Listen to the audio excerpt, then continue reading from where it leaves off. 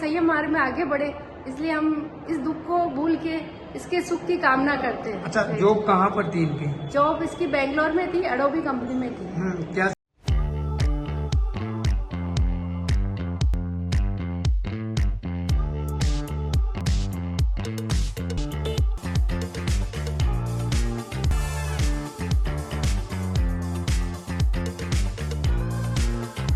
नाम बताइए और किस तरह की प्रेरणा आपको मिली ये सब करने की?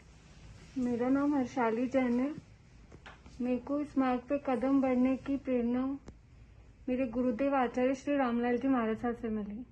उन्होंने ही मुझे सुख क्या है, दुख क्या है, जीवन क्या है, जीवन क्यों मिला है, ये सोचने के लिए मुझे प्रेरित किया। उन्हीं की कृपा से मैं इस मार्ग पे कदम बढ़ा रही हूँ।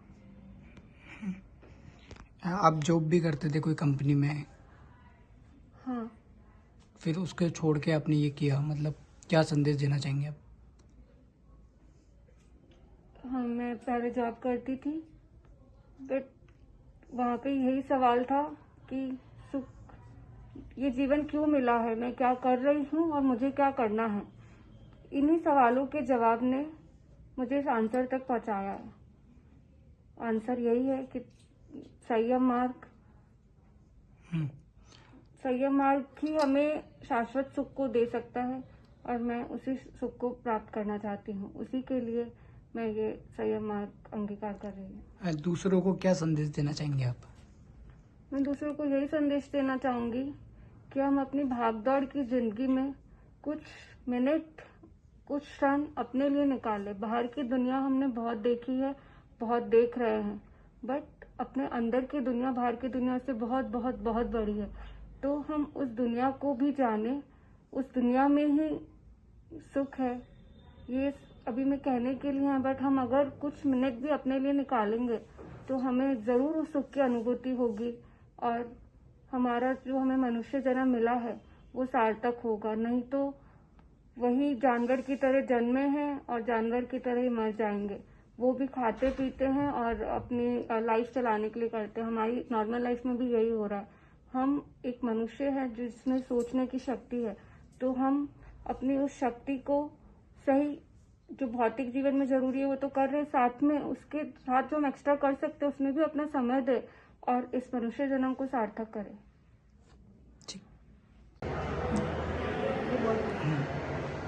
जी बताओ।